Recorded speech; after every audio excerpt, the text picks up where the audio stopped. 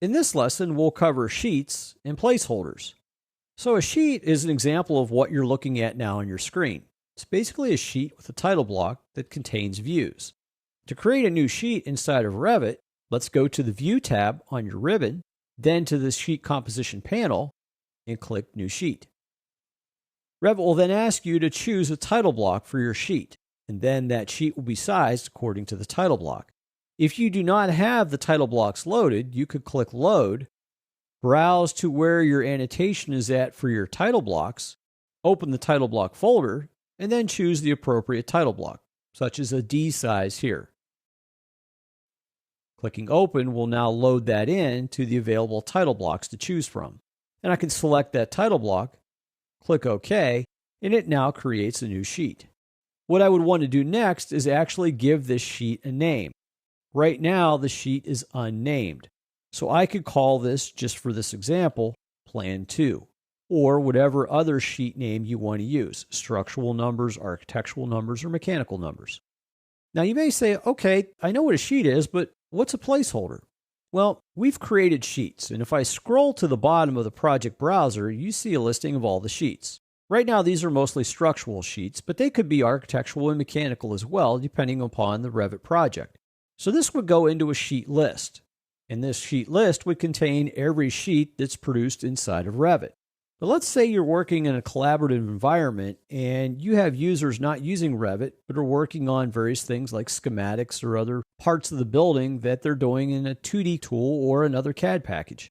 But they're going to go on a sheet as well for the actual printed or bound working set of drawings. But the master sheet list is going to be maintained in Revit. So therefore, you need to see their sheet name and number in your master list, even though it doesn't exist within Revit. So how do we go about doing that? That's where a placeholder comes into play in one aspect.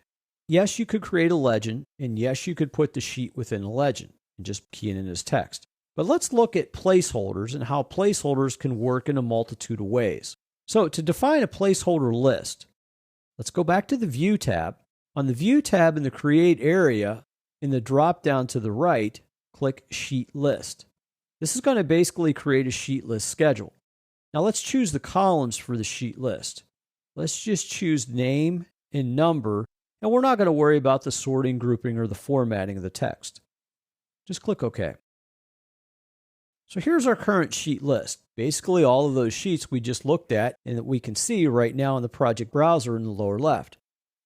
There's Plan 2 at the very bottom where we just entered. And you can come in here and rename these here, renumber them if you want. But now let's say we wanted to add in a new sheet that currently does not exist within Revit. For example, what I was just saying about an outside source creating a drawing that's going to be part of the working package of drawings but doesn't exist in Revit.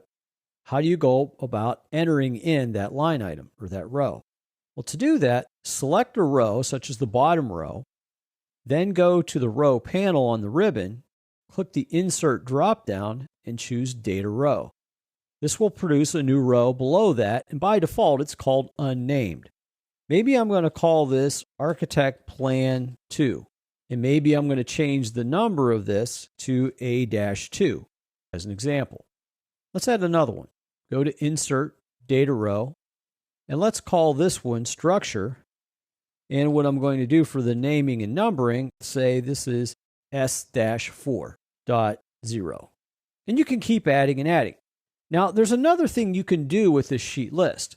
When you add your sheets in the project browser or by using the sheet command, you're adding the sheet and then you're changing the name after you add the sheet.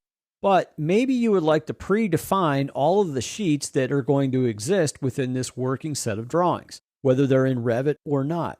So here, I could come to this sheet list, define all of my sheets across all of the disciplines, not only structure, but architectural, mechanical, electrical, and plumbing, even civil if I wanted to, or any other plan, add their sheet numbers, and then after the fact, generate my sheets. So we'll use this as an example. We created the last sheet name called Structure, S-4.0 is the number. Well, now let's say I want to create a new structural sheet inside of this Revit project, and I want to use that name and that number. How do you go about doing that? Well, let's close this sheet list first of all. Just click the X to the right to close this sheet list. Now, to create a new sheet, Let's go to the View tab. In the Sheet Composition area, click Sheet. This will again ask us to pick a title block on the top, but now look at the bottom for placeholder sheets. You see the ones I've already created. Those last two, the Architecture Plan 2, and there's that S-4.0 structure sheet. Go ahead and select it and click OK. When you do, you've actually used that sheet name and number now and assigned it to this physical sheet. And I can see here it is in the lower right, the name and the number. It also appears now under your listing of sheets in the project browser. Now the sheet list is under Schedule and Quantities. So if you look under Schedule and Quantities in the project browser, here's the sheet list, and double-clicking it will take you back to the sheet list. So placeholders can be used in two different ways. One is by creating a sheet list for sheets that don't exist within Revit, and the other way is to define all of your sheets first, so that way they're already named and numbered, so when you create the physical sheet, you simply pick from the list. Also in this lesson, we looked at creating sheets.